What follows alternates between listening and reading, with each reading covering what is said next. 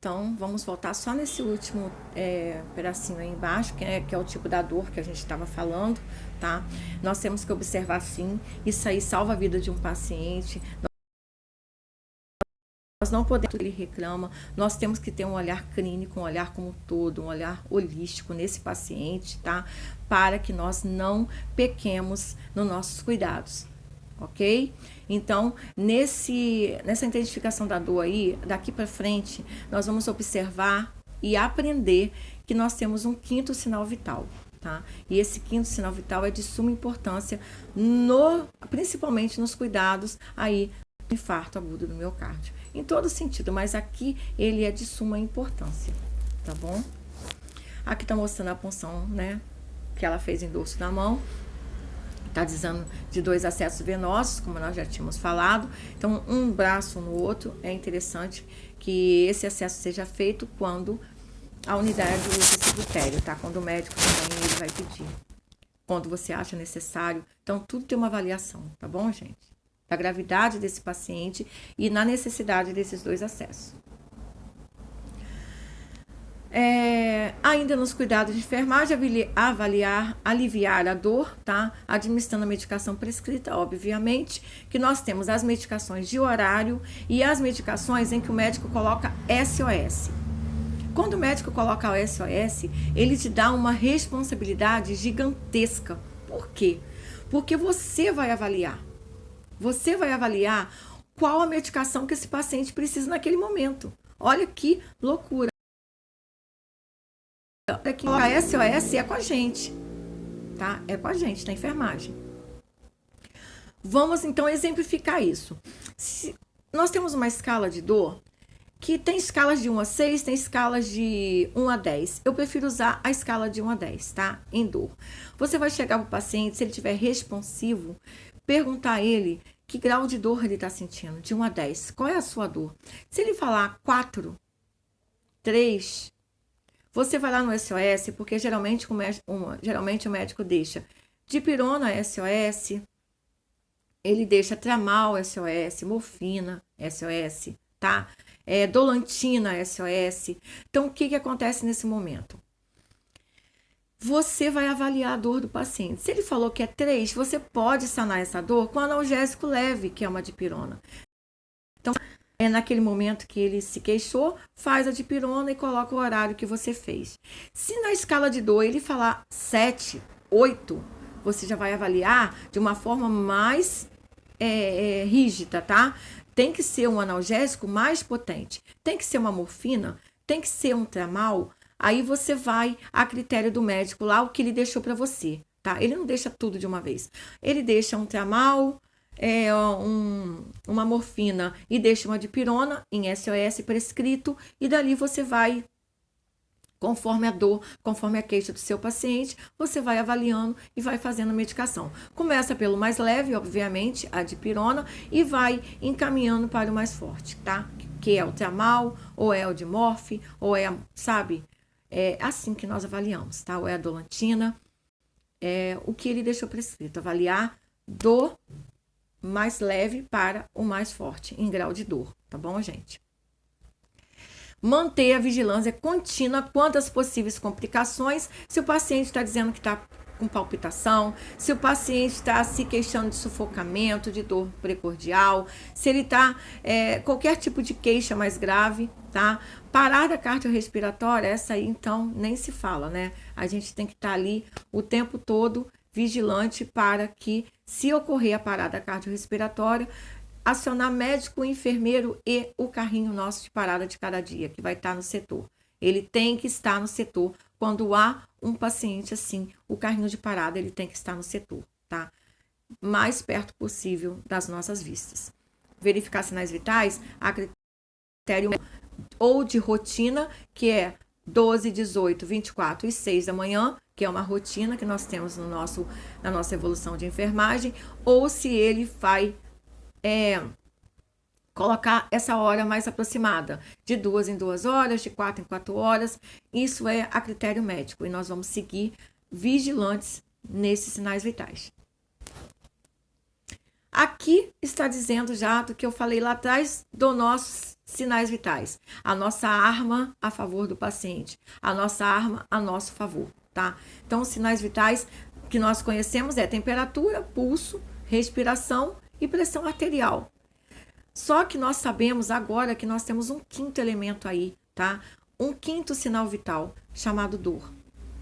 Nós temos que observar essa escala de dor e nós temos que levar em conta o sinal vital, que é o quinto, que é a escala de dor, tá? Então, a dor é o quinto sinal vital. Isso cai em várias provas, gente, em provas. Então, coloque isso na mente de vocês. Nós temos 5 sinais vitais: temperatura, pulso, respiração, pressão arterial e dor, tá?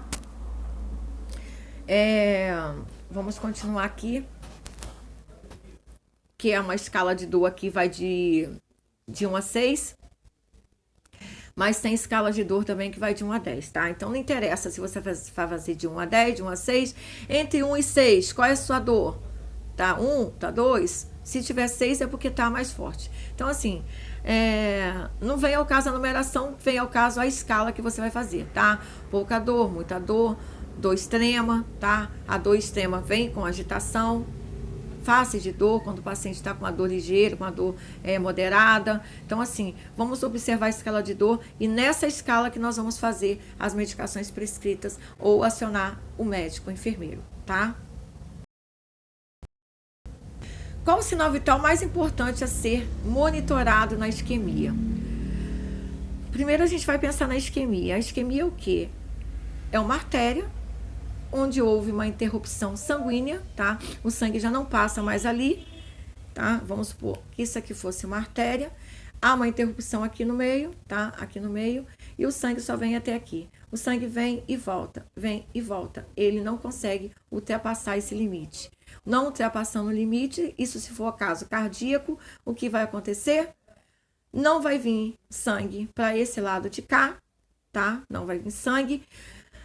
Aquela musculatura cardíaca, aquele tecido cardíaco não vai receber o oxigênio carreado pelas hemácias pelo sangue e vai necrosar. Ele vai morrer por falta de oxigênio, por falta de nutrientes advindos do sangue que está aqui interrompido de passar, tá?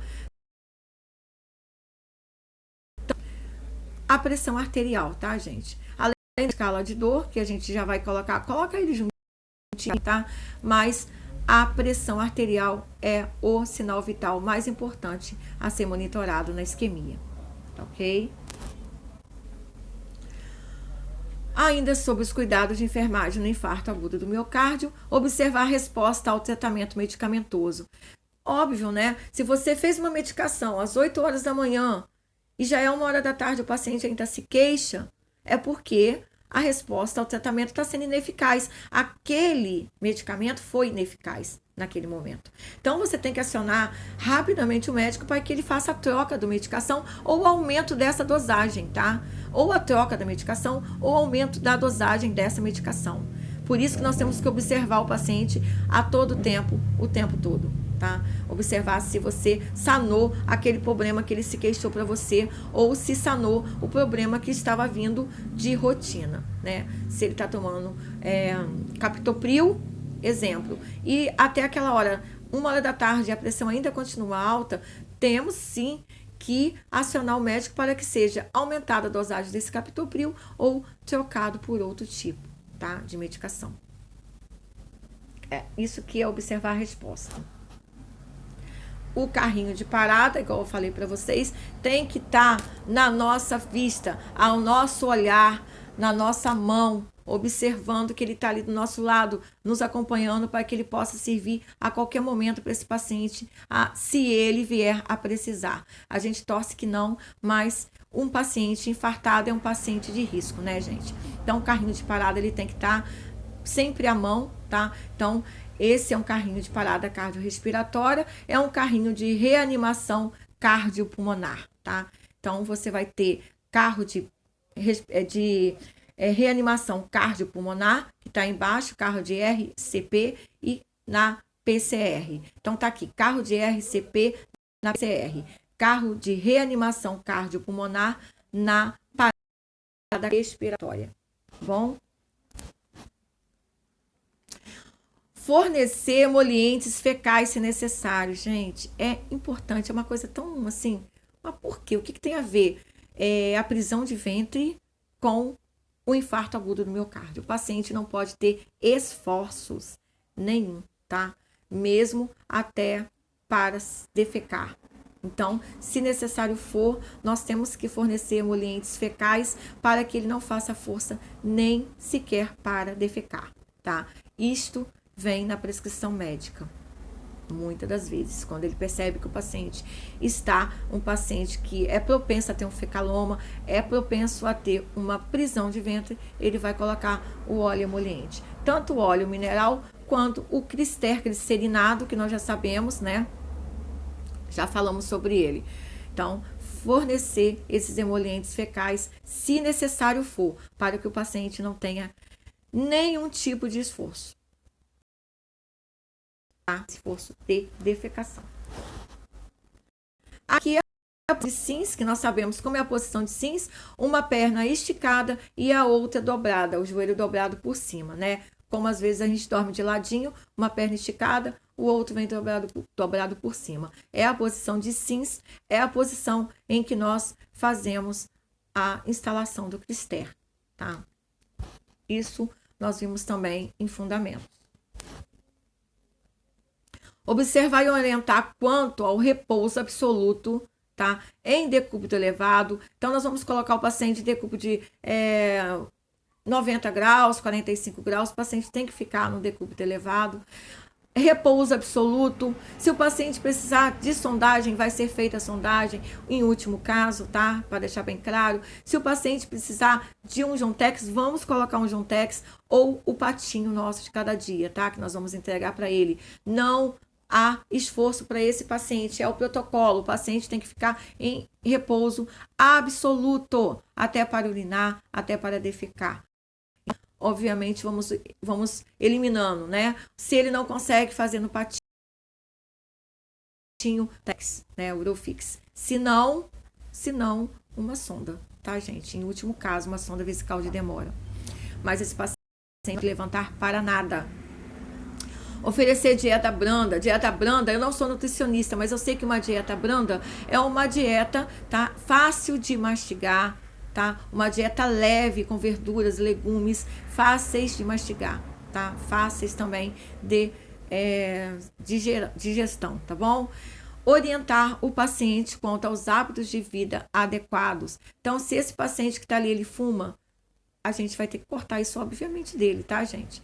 Fumo, seria muito agitado, nós temos que fazer medicações para que ele se adeque àquele repouso, tá? Então, assim, orientar o paciente quanto que está acontecendo com ele, quanto aos hábitos que ele vai ter que perder naquele momento. Ah, essa comida está sem sal, eu preciso de um saquinho de sal. Não, você não vai ter o sal por conta deste motivo aqui. Ah, essa comida não tem como. Ah, eu posso comer um biscoito que vai trazer minha família? Não, tá? A alimentação desse paciente vai ser rigorosamente feita pelo nutricionista e liberação de alimentos que adentre o hospital através de acompanhantes somente com autorização da Nutri, tá? Da nutricionista.